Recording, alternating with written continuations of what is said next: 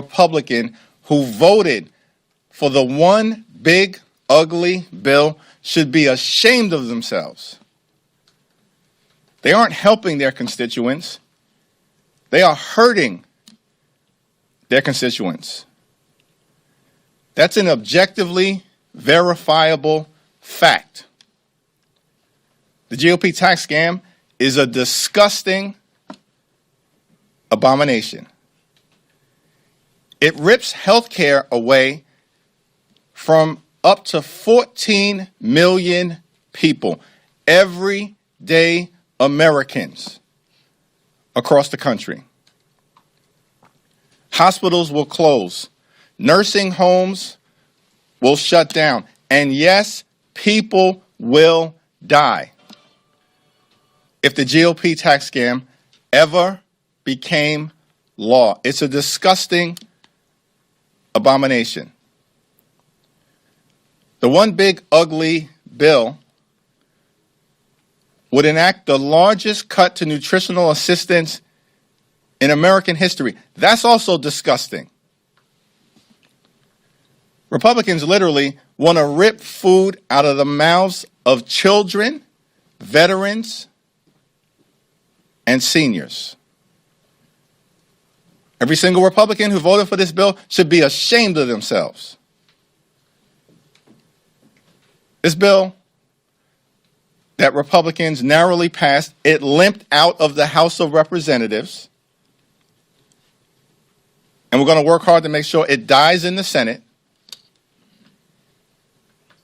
This one big ugly bill, the GOP tax scam, hurts everyday Americans and rewards their billionaire donors with a massive tax break for the wealthy, the well-off, and the well-connected.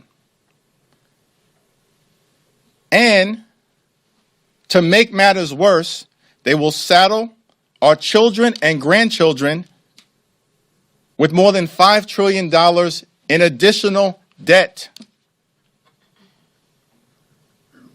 in order to subsidize the lifestyles of the rich and shameless. Elon Musk and I agree with each other on this particular issue. The GOP tax scam is a disgusting abomination. Questions? Is this Elon Musk yelling on his way out? Do you think this is going to move the needle in the Senate? For all the reasons that I just indicated, the bill is disgusting. It's an abomination. It's a disaster for the American people. And as House Democrats, we've been saying it repeatedly, saying it at rallies, saying it at committee markups, saying it before the Rules Committee, saying it on the floor, hour after hour after hour into the early morning. And we'll continue to say it in the United States Senate. The bill limped out of the House of Representatives.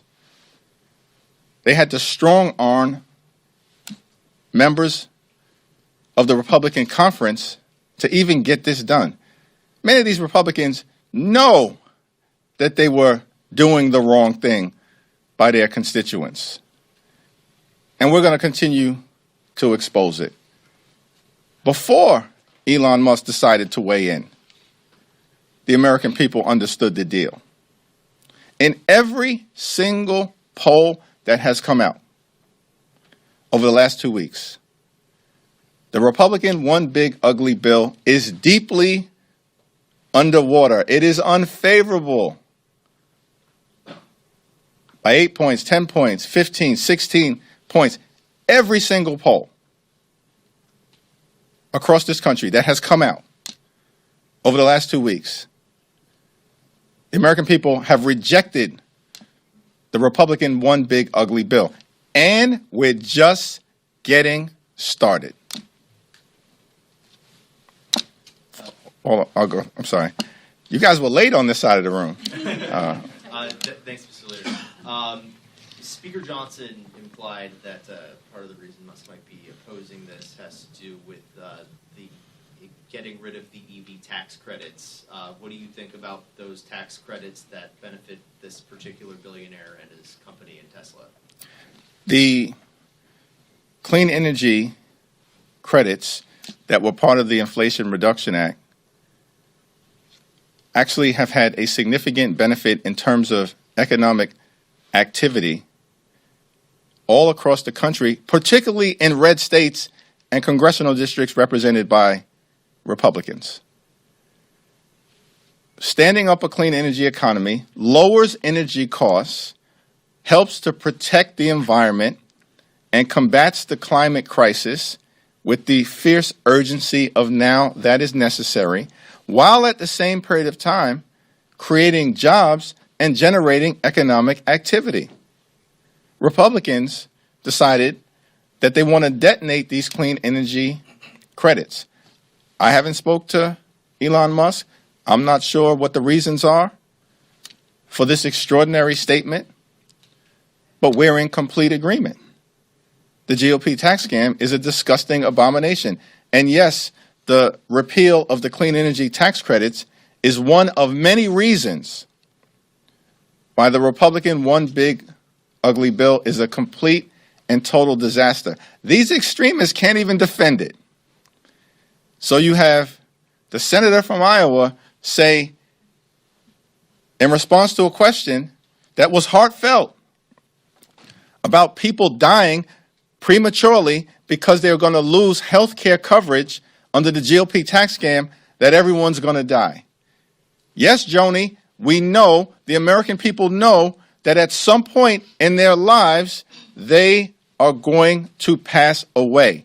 The cause of death should not be Republican cruelty.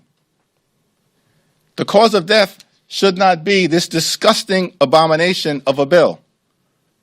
The cause of death should not be the reckless Republican effort to rip away health care from millions of people and rip food out of the mouths of starving children or veterans in the United States of America.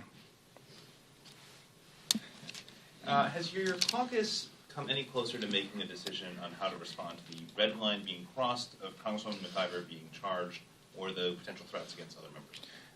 There are ongoing conversations. First and foremost, what's important is that we stand strongly and firmly behind LaMonica Mclver.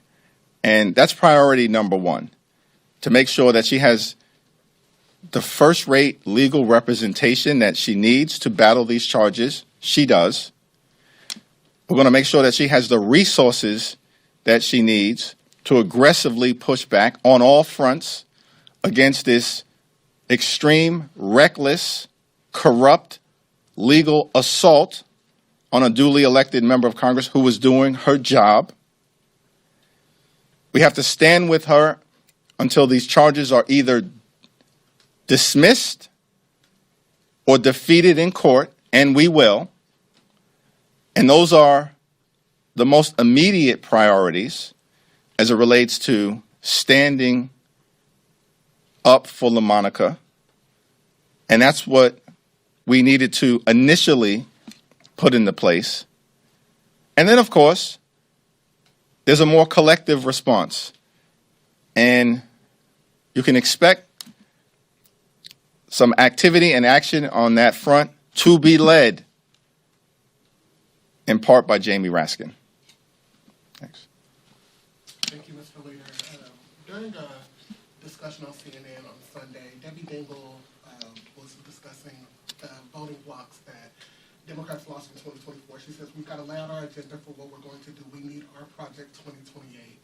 Do you agree with Dingell's assertion? And on a related note, it's about a month after your major speech characterizing Trump's 100 days. You mentioned that Democrats will be rolling out a blueprint, I believe you call it a blueprint for a better America. Can you give the American people an update on how that process is going, and can they expect something substantive on that front as they start to look towards Democrats' vision heading into 2026? Yeah, there are ongoing conversations within the caucus to lay out different elements about our blueprint for a better America, anchored in a vision that is designed to build an affordable economy that lowers the high cost of living and makes life better for everyday Americans. That's the foundation.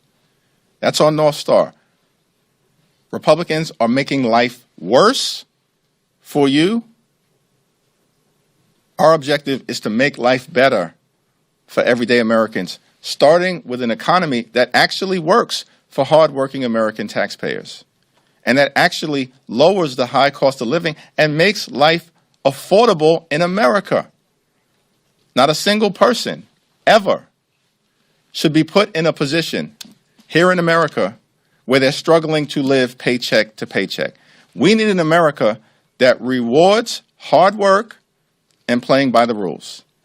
So over the next few months, you'll see House Democrats collectively, after input from every element of the caucus, the progressives, the New Dems, the Blue Dogs, the entirety of the ideological spectrum that is the gorgeous mosaic of the House Democratic Caucus, is going to be a part of this process so that at the end of it, we're able to articulate a values-based vision for the type of America that House Democrats are fighting to bring to life.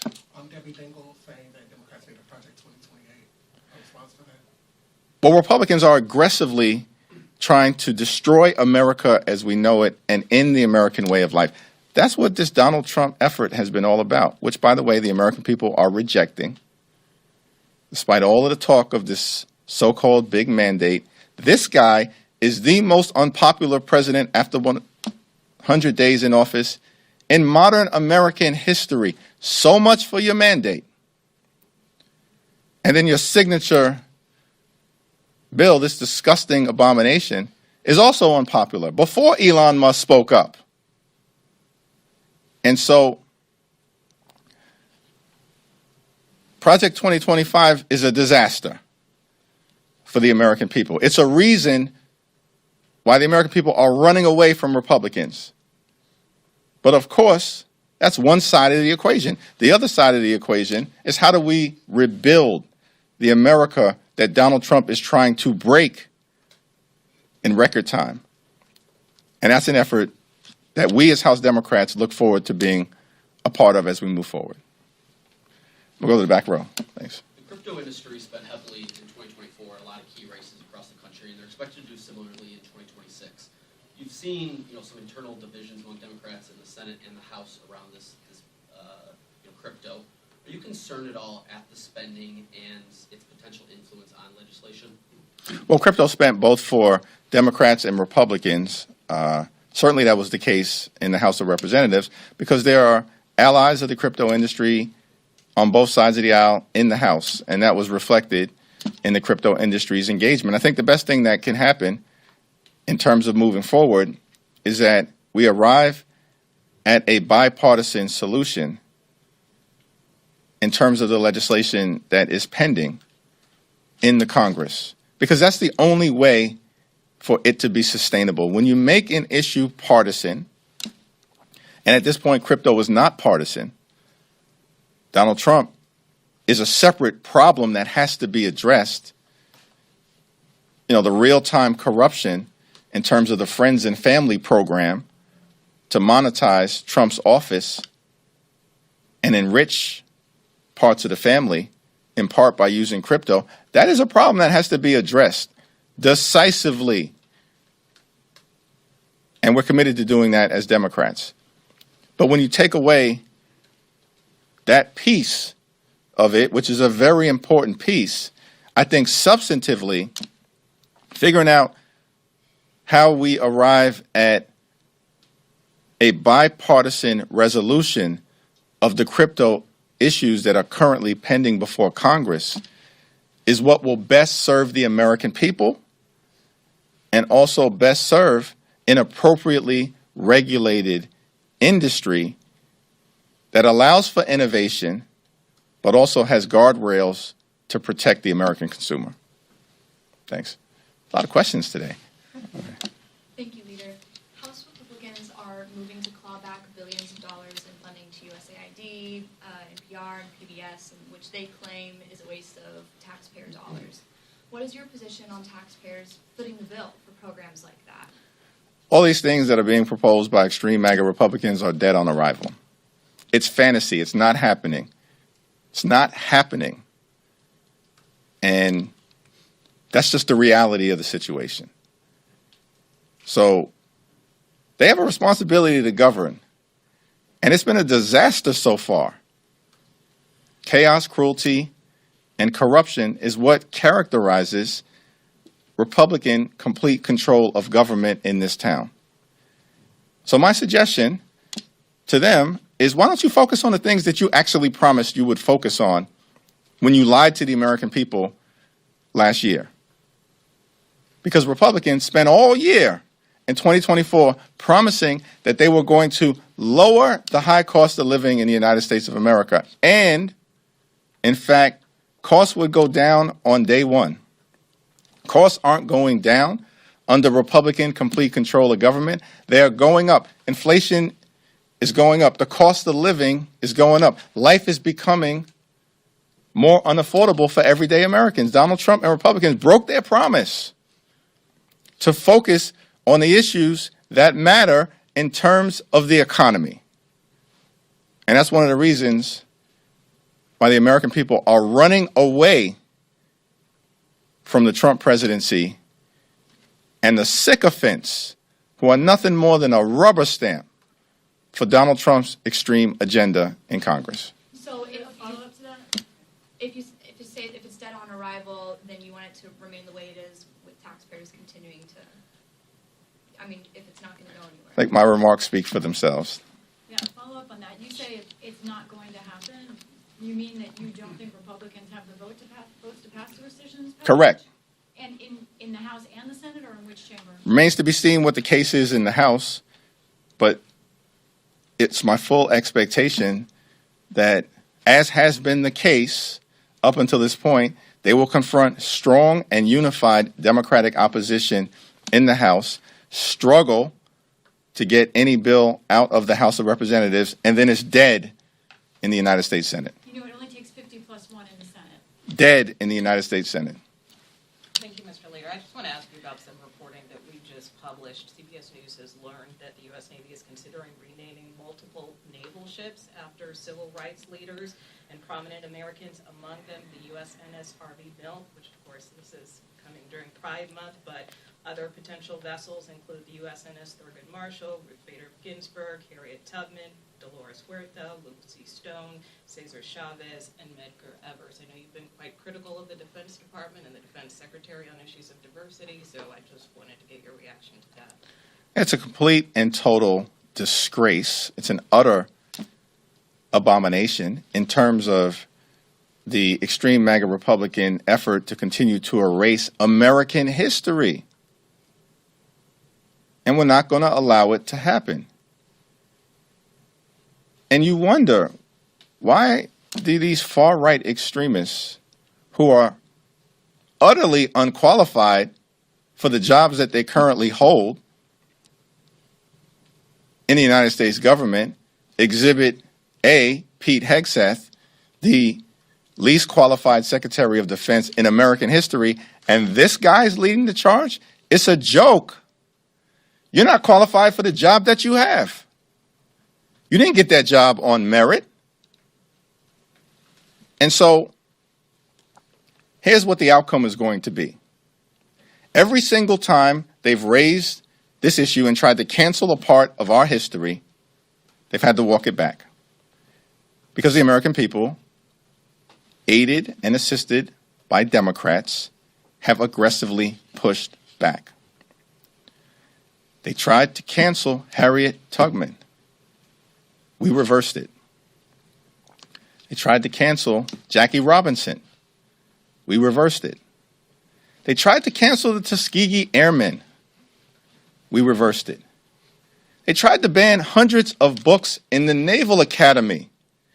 We reversed it. Every single time the extremists have tried to cancel certain parts of American history, the American people have risen up and said, no, it's not happening. And the MAGA extremists have chickened out. They are supposed to be tough guys. They regularly are pushed back. And they will again if they try to move on renaming these Navy vessels. Thanks. Mr. Jeffries, you had said after Congresswoman Mclver was, you said, physically accosted by ICE officials that you wanted them identified the officials that accosted them, have they been identified, and what do you expect from, or do you want the agents that were harassing Jerry Nadler's staffers in his district office also identified? What's the latest, or how are Democrats going to respond to the chair? Every single ICE agent who's engaged in this aggressive overreach and are trying to hide their identities from the American people will be unsuccessful in doing that. This is America. This is not the Soviet Union. We're not behind the Iron Curtain. This is not the 1930s. And every single one of them, no matter what it takes, no matter how long it takes, will of course be identified. That, in fact, is the law. And we're going to make sure that the American people have the transparency necessary to hold people accountable when they're folks who cross the line here in America.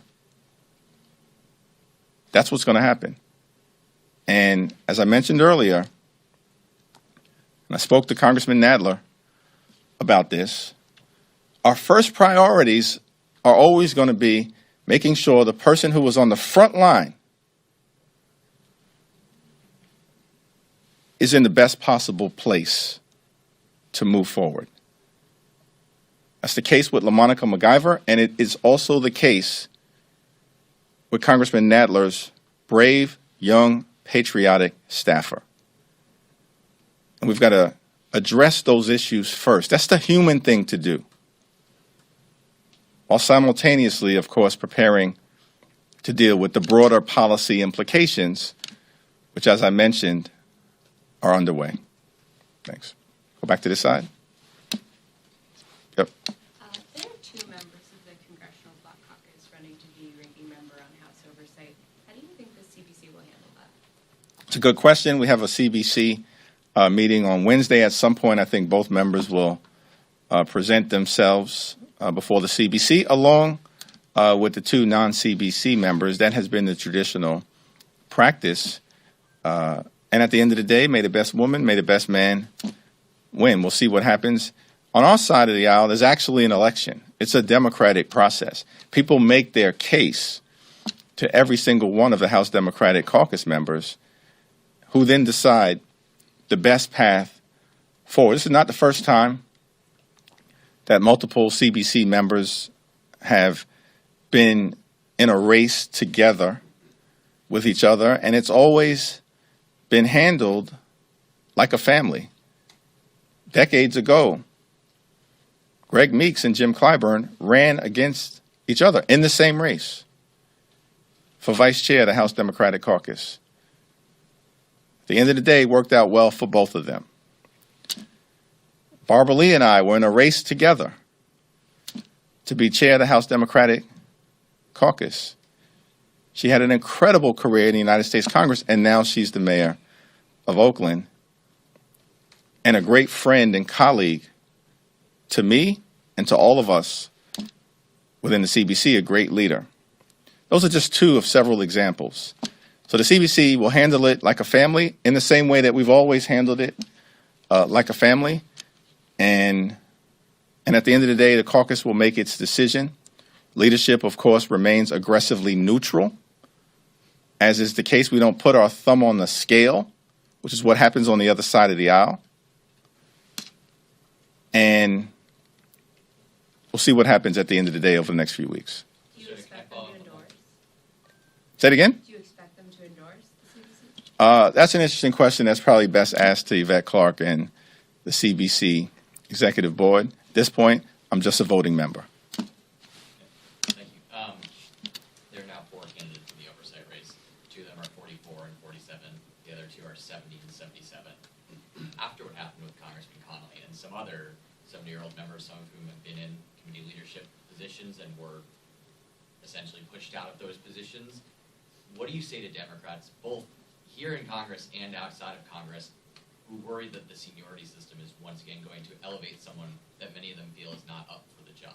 There were 3 competitive races in the aftermath of the November 2024 election. Competitive race for the Ag Committee leadership, a competitive race for natural resources, and a potentially competitive race to head the Judiciary Committee, ultimately resulting in Jerry Nadler, a great former chair, making the decision to stand down, and Jamie Raskin, an amazing leader, enabled to step up. So the record most recently speaks for itself, which is just that the caucus is going to make a decision on the merits as to who they think is best qualified to lead the committee moving forward. In the same way that Rosa DeLauro and Frank Pallone and Richie Neal and Maxine Waters continue to lead their committees and are doing an extraordinary job and showed an amazing amount of fight in connection with the GOP tax scam. Thanks. Thank you, Leader. With Democrats vowing to fight the one big beautiful bill as much as possible, do you Ugly bill. believe there should be any pressure on Leader Schumer when it comes to trying to block this bill? Leader Schumer and I had a great conversation over the weekend. His caucus is ready, willing, and able to meet this moment under his leadership, and I expect strong, forceful, principled, and unified Democratic opposition in the United States Senate. Last question. Thank you, Mr. Leader. So these past couple of months, you have, in your messaging, been attacking Elon Musk and at times even using him as a proxy for Donald Trump himself. Now that you supposedly agree with him in opposing this one ugly bill, like you call it. Not supposedly, actually agree Okay, so now with that him. you agree with him, are you concerned that undercuts your messaging against Elon Musk all along? And, why should voters believe you after this? Well, I don't quite understand that question, actually, but, you agree with someone when you agree with them. You strongly disagree with them when you disagree with them. And on this particular issue, the bill is a disaster. The fact that I agree with Elon Musk that it's an abomination should not be unclear to anyone based on weeks of Democrats aggressively pushing back against the one big ugly bill. I'm not revealing any secrets. In fact, I'm stating the obvious. The bill is an abomination. It's a disaster. Republicans should be ashamed of themselves. I don't know why Elon Musk made the decision to make this statement, but he's not wrong. He's not wrong. This bill will be a disaster for the American people, and it should be stopped in the United States Senate. Thank you. Thank you. So my friend at the pool camera, how was that? Audio is good? Cool, perfect. Good, good, love to see it.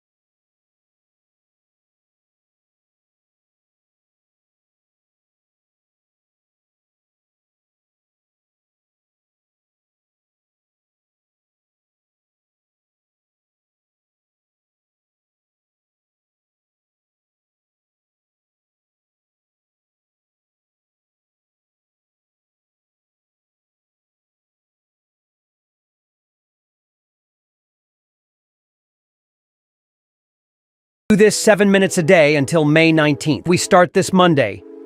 In 1 week, you'll feel better. In 2 weeks, you look better. In 1 month, your wife won't believe your results. Here is the personalized plan of short chair workouts tailored for beginners over 50. It takes just 7 minutes per day, beginner-friendly, and requires no equipment. You can work out.